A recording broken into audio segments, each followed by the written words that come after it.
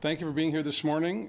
Today's announcement by the federal government does not reduce the risk of a diluted bitumen spill and the impact that would have on BC's economy and its environment. And it does not change the course that the government of British Columbia has been on since we were sworn in July of 2017. I will continue to do my best to protect BC's interest by ensuring that our coast, our water, and our land is kept pristine so that our economy can continue to grow. And I will continue to work for the people of British Columbia with the full force of my efforts within the courts and within the rule of law. I believe that it's appropriate for us to continue down that road despite the decisions by the federal government today. I'm happy to take any questions you may have. We're going to start with Keith, then Binder. Given this is about to become a federally owned Crown pipeline, does that not significantly weaken your reference case in terms of being able to control the flow of what flows through that pipeline? Does the province have any legal standing to regulate a federal entity? It does change it from a federally approved project to a federally undertaken project, but the reference case, which we talked about here not that long ago, did not speak to a specific project. It spoke to the transportation of diluted bitumen through British Columbia by rail or by pipe. So our reference case remains. I said as much to the Prime Minister this morning, and there was no comment from him on that.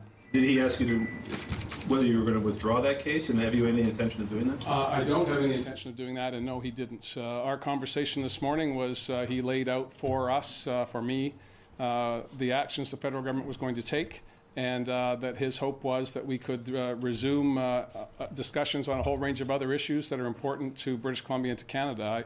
I undertook to continue as I have, to stand up for British Columbia to the extent that I can within the law. And I will work with he and anyone else in Canada to make life better for British Columbians. It was a polite conversation, was it? Oh, absolutely, yeah. It's never been a personal issue between he and I. He has responsibilities as the leader of the Government of Canada. I have responsibilities as the leader of the Government of British Columbia. We've always worked cooperatively on a range of issues. This is an area where we disagree. Binder, and let's keep it to one question and one follow-up. Okay. How would you characterize the relationship with Ottawa right now? And if BC keeps opposing this pipeline and Ottawa is committed to pushing it through, are you concerned that the relationship could deteriorate further? No, I'm concerned that there could be catastrophic consequences of a diluted bitumen spill in British Columbia, regardless of the owner of the pipeline, regardless of the owner of the rail cars.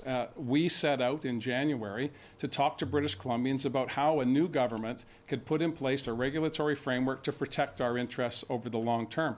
We're going to continue to do that, and it's we're going to the extent of testing that in a reference to the Court of Appeal because other jurisdictions felt that that was beyond our jurisdiction. I disagree with that. Our legal team disagrees with that, and we're going to have that proven in court. Okay, we're going to do Vaughan, Justine, Lisa.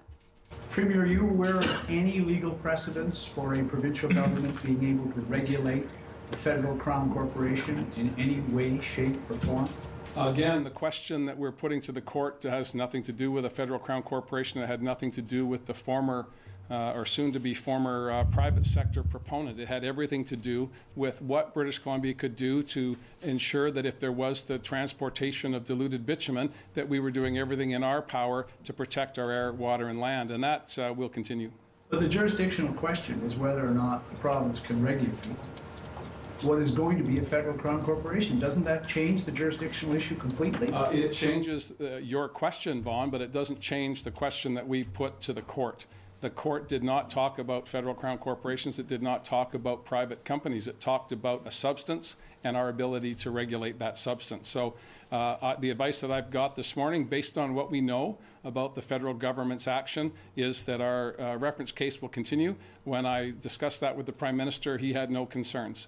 The federal government has made a choice, a decision that was motivated by the decisions of a private company who gave a deadline not to me, not to the people of British Columbia, but to someone they characterized as stakeholders. The federal government has responded, and that's their business. Justine?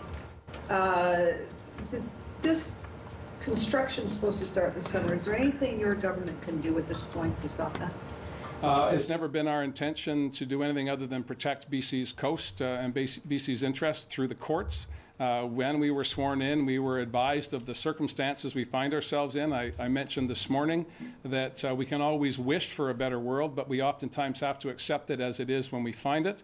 When we were sworn in, we were advised of the options we had available to us, and we've exercised those options. We entered into, we joined an existing court case, the Tsleil-Waututh case at the federal court, and we launched a consultation that became a reference case. And I'll remind you that when we made the decision to go to a reference case, we were applauded by the government of Alberta at that time, and Kinder Morgan did not say that they were going to put in place a deadline. That happened months later, and again, for reasons beyond, I believe, our control. What does this do for Canada's reputation as a climate champion? This was, we were, on the international stage in December 2015. Mr. Trudeau was considered a rock star in Paris.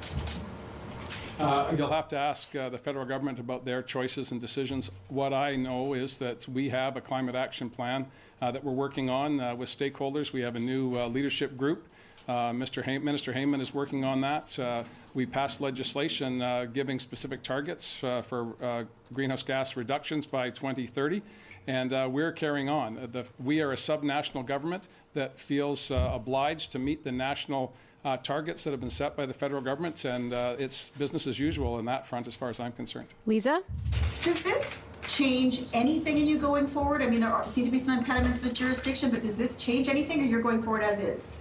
Again, I've tried to be clear from the beginning that this isn't a personal issue. We've not been provocative. We've looked at what are the options available to us to make sure, as the government of British Columbia, that we're protecting the interests of British Columbia.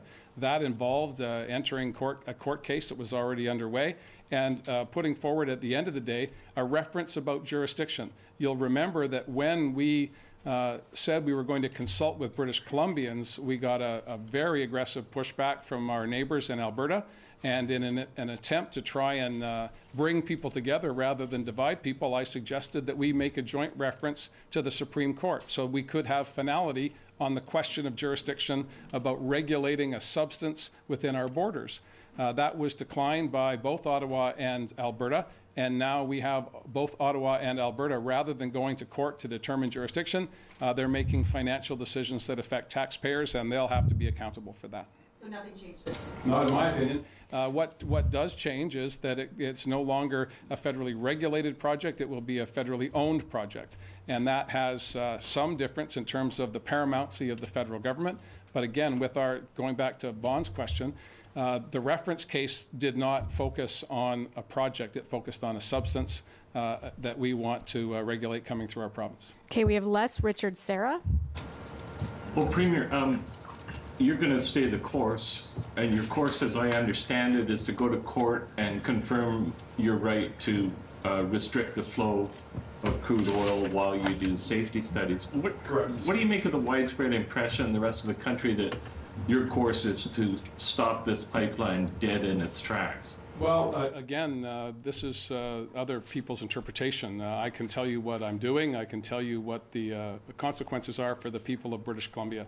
Other speculation on who's up, who's down, who's winning, who's losing, those I'll leave to you and other columnists last to determine. What we've been doing from the beginning is trying to make sure that we're doing everything that we humanly can to protect the interests of British Columbians. The court cases the court case, the particular one in play now, focuses almost explicitly on Indigenous rights and title. And I believe that that's a larger issue that has been skated by both Alberta and the federal governments, and at some point in the very near future, they're going to have to come to terms with that. Both governments have professed to embrace the UN Declaration on the Rights of Indigenous People. Both governments have professed to embrace genuine reconciliation, and I'm not convinced you can necessarily do that when you're disregarding the rights of Indigenous groups along a power corridor. Mr. Weaver says this is a betrayal. Do you agree with that characterization? Mr. Weaver and I have had coming on a year-long relationship where we have independent opinions, and I'm certain that Mr. Weaver will continue to express his views, as I will mine. Richard? Do you believe that you've cost taxpayers $4.5 billion? I made no such undertaking of tax dollars, quite the contrary. The accountability for those decisions should rest with the people who made them, and that's the federal government and, by inference, the government of Alberta. And where we stand today, do you believe this pipeline is going to be built? I will continue to do what I can to ensure that while I'm leading the government of British Columbia, we're doing everything we can to protect those things that are precious to BC. Our coast is significant to not just British Columbians, but to all Canadians. And I believe we have an obligation to ensure that we are doing everything we can to avoid the catastrophic consequences of a diluted bitumen spill. I do believe that the federal government now is totally accountable, not just for regulation and approval of a pipeline, but they now are responsible from wellhead to tidewater and beyond. And I think that allows me to have more candid discussions with the owners of the pipeline than I would have been able to when they were shareholders in a Texas-based oil company. So the good news, if there is any to be had today, is that the government of Canada needs to be accountable for their ocean protection plan, and if there are gaps in that plan, I'll be able to speak directly to the owners of the pipeline to make my concerns known, and British Columbians can join me in that. Sarah? 2 years ago, Canada and other G7 nations said that government support for coal and oil and gas should end by 2025. How do you view today's announcement in that context? I see that as a difficult target to realize based on today's decision. I don't know what else to say about that. So that wasn't a commitment that I made. It was so I can't go beyond that. Characterize the announcement today as a subsidy for the oil and gas sector? Well, again, Mr. Morneau will have to answer to taxpayers, federal taxpayers, who also happen to be British Columbians and Newfoundlanders and people from the Yukon, about how he's disposing of their hard-fought tax dollars. If he believes that building a pipeline to export raw materials to other jurisdictions to create jobs and wealth in other places, he'll have to be accountable for that. Okay, we're going to end with Dirk, Mike, and then Megan. You just kind of answered it, but do you feel closer now to federal environmental programs now that they're buying this program? You basically can pick up the phone and try to fix things. In my conversation with just to characterize the relationship I have with the federal government, it's been a positive one. We've been able to do a whole range of things with respect to infrastructure, with respect to childcare and housing, and I expect to continue to do that. On this issue, we disagreed. The federal government has been abundantly clear that they believe that this project is in the national interest. They haven't defined that beyond saying it's in the national interest. I've been making the case that there's a high degree of risk for British Columbia, a high degree of risk to our coast, which belongs to all Canadians, not just British Columbians. We're just the ones fortunate enough to live here.